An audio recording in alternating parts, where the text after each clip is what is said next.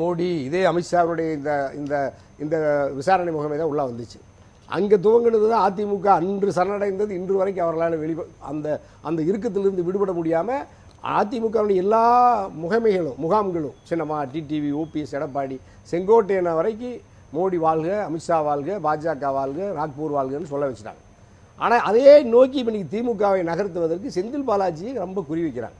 அப்போ செந்தில் பாலாஜி அமைச்சருடைய மாண்புமிகு அமைச்சர் செந்தில் பாலாஜி ஒரு மேற்கு மண்டலத்தில் பாஜகவை, அதிமுகவை அங்கு வெற்றி பெறாமல் தடுத்து நிறுத்துவதில் ஒரு முனைப்பாக திமுகவுக்கு களத்தில் வேலை செய்கிற ஒரு சிறந்த கட்சியின் நிர்வாகி, அரசின் நிர்வாகியாக செந்தில் பாலாஜி இருக்கிறார்.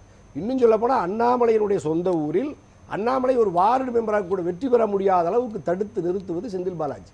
அப்போ மக்களை திரட்டி அரசியல் ரீதியாக களத்தில் செந்தில் பாலாஜியையே வீழ்த்த முடியாத அண்ணாமலை முதலமைச்சரை திமுகவை வீழ்த்துவேன்னு வம்பா எல்லை மீறி கடுமையான விமர்சனத்தை வைக்கிறாரு.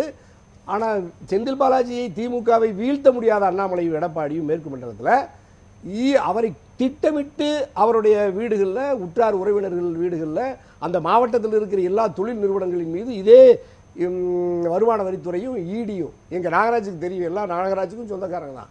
சி.கே. நாகராஜ் அண்ணாமலை வலதுகரமாக இருக்கிறாரு.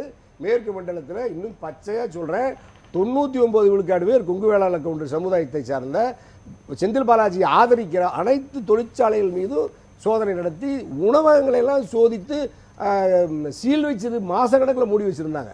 இதெல்லாம் இது வந்து நீங்கள் எனக்கு தெரியும் காஷ்மீரில் இல்லைம்மா, இராணுவ ஆட்சியில் ரங்கூன் பர்மாவோடு இல்லை, நீங்கள் இராணுவ ஆட்சியில் கூட நீங்கள் ஒரு உணவகத்தை, ஒரு மளிகை கடையை போய் நிறுத்தி மூடி வச்சுட்டு அவர்கள் விரும்புகிற பொழுது தான் திறந்து விடுறாங்க. நாம் தான் முதல் போராட்டத்தை நடத்தின இந்தியாவிலேயே அமலாக்க பிரிவினுடைய இந்த அத்துமீறலை கண்டித்து செந்தில் பாலாஜியின் நீங்கள் கூட நடவடிக்கை எடுங்க அரசியல் ரீதியாக. அவர்களுடைய உற்றார் உறவினர்கள் எல்லாம் அவன் வீடு கட்டுறதுக்காக பாவம் வீடே இல்லை, ஒரு வீடு கட்டுறதுக்கு அஸ்திவாரத்தை போட்டு செங்கல்ல வச்ச உடனே அந்த வீட்டுக்கு இன்னைக்கு வரைக்கும் சீல் வச்சிருக்கிற அண்ணாமலையோட ஈடி.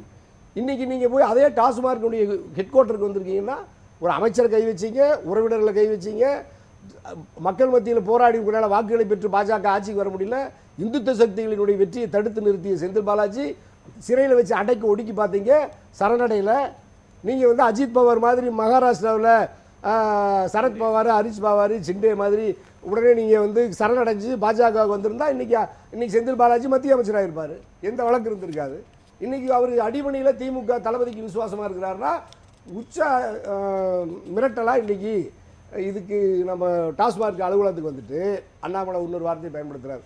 இது சிஎம்ஐவே குற்றச்சாட்டில் கொண்டுட்டு வந்து நிறுத்தி பெரிய கடுமையான மிரட்டல் அச்சுறுத்தலை விடுக்கிறார். அப்படின்னா நம்ம முதல்ல இந்த விஜய் சொல்கிறேன் நான், இந்த விஜய் உங்கள் இந்த தமிழக வெற்றி கழகத்தினுடைய எங்கள் நந்தகுமார் ஐயா, விஜய் ஐயாலாம் நம்மலாம் அக்யூஸ்டாக வச்சுருக்காங்க பாஜக. ரொம்ப கவனமாக இருங்க. நீங்கள் திமுகவை வீழ்த்த நினைக்கிறீங்க, திமுகவை வீழ்த்தல இப்போ நீங்கள் கட்சி ஆஃபீஸ் பனையூரில் நடத்த முடியாது, நான் இங்கே உட்காந்து விவாதம் நடத்த முடியாது. எனக்கு நான் அணுவாக பார்த்துருக்கேன், எத்தனை அரசியலை பார்த்துட்டு வந்திருக்கிறேன் நான். நீங்கள் வந்து விஜய்